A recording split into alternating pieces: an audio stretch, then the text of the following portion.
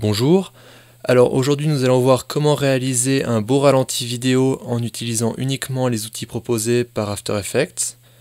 Je vais vous expliquer comment paramétrer votre caméra ou réflexe afin d'avoir un meilleur rendu à la fin, et bien sûr les étapes à suivre pour réaliser ça sous After Effects.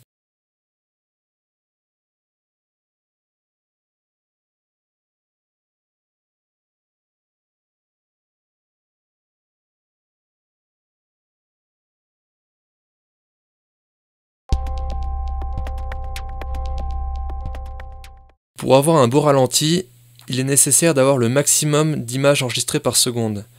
Sur un appareil photo réflexe, en général, en passant en 720p, l'appareil photo va proposer d'enregistrer en 50 images par seconde. Vous pouvez même aller encore plus loin en passant l'appareil photo en NTSC et ainsi transformer les 50 images secondes en 60. Ensuite, il va falloir augmenter la vitesse d'obturation afin d'obtenir une image nette et enlever le flou de mouvement. Alors nous voici à présent dans After Effects. Je lance la vidéo. Comme vous pouvez le voir, on a l'impression que la vidéo est accélérée, mais c'est dû au fait que comme j'ai filmé en 60 images secondes, l'image est beaucoup plus fluide et ça donne cette impression. Maintenant, nous allons conformer cette vidéo en 25 images secondes, c'est-à-dire qu'au lieu de lire 60 images par seconde, on va lire 25 images par seconde. Donc, clic droit, Interpret Footage, Main. Et là, vous passez ici, conformer à la vitesse de lecture 25. Voilà. Et donc maintenant,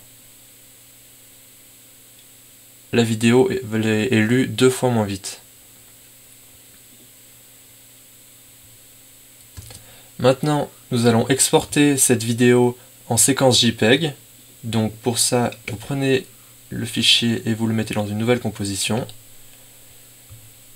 Vous vérifiez bien en faisant clic droit, paramètres de composition, que le framerate est à 25 images secondes. Parfait. Et donc, composition, ajouter la file de rendu. Là, module de sortie, vous le passez format en séquence JPEG. OK. Et là, la sortie, donc l'endroit où vous allez retrouver au fichier. Vous pensez bien à créer un nouveau dossier, parce que étant donné que ça va créer plein de fichiers images, c'est mieux que ce soit organisé à un seul endroit. Donc nouveau fichier, slow-mo, créer, et là-dedans, enregistrer. Maintenant, on crée le rendu et on se retrouve après. Ça y est, l'export est terminé. Donc maintenant, on va importer notre séquence d'images en allant dans le navigateur à l'endroit où vous avez réalisé l'export. Et maintenant, vous prenez le dossier et le ramenez dans la fenêtre de projet. Voilà, il apparaît ici en tant que séquence d'image. Cette séquence d'image, vous la mettez dans une nouvelle composition. Clic droit, paramètres de composition. Et là, le framerate, vous le ramenez bien à 25. Pensez bien aussi à augmenter la durée de la composition. OK. Et donc, maintenant, nous allons activer l'outil pour avoir un ralenti fluide. Donc, vous cliquez sur les 3 diapositives, c'est le frame blending, et vous l'activez bien ici aussi pour le calque, en double-cliquant. Là, il n'y a aucune modification, donc pour ça, il va falloir rallonger la vidéo. Vous allez utiliser le remappage temporel en faisant Command-Alt-T pour les Mac ou Ctrl-Alt-T pour les PC. Et là, vous voyez qu'il y a 2 points clés. Donc le premier, c'est pour le début de la vidéo et le deuxième pour la fin. Pour allonger la durée de la vidéo, vous prenez le petit morceau là et vous l'étirez. Et vous ramenez bien aussi le dernier point clé parce que sinon, ça va faire un arrêt sur image. Voilà. Donc maintenant, si on lance la prévisualisation, on peut voir que l'image est ralentie.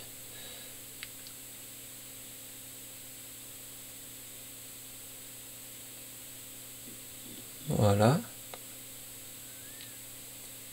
Et maintenant, je vais vous montrer ce que ça donne sans.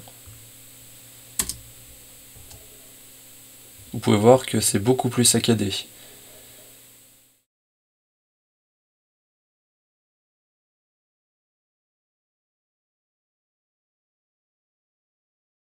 Maintenant je vais vous montrer ce que donne cette technique si on la pousse trop à l'extrême, donc étirer jusqu'à 30 secondes,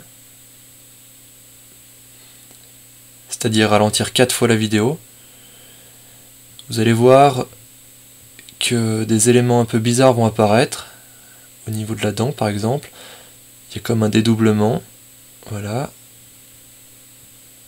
Donc ça c'est dû au fait que le logiciel va calculer les images intermédiaires à celles qu'on lui donne déjà. Si le mouvement est trop rapide ou qu'il y a trop de détails, le logiciel va être perdu et ça va donner ce genre de résultat. Donc voilà, ce tutoriel est terminé. Si vous avez des questions, n'hésitez pas à laisser un commentaire et on se retrouve la prochaine fois.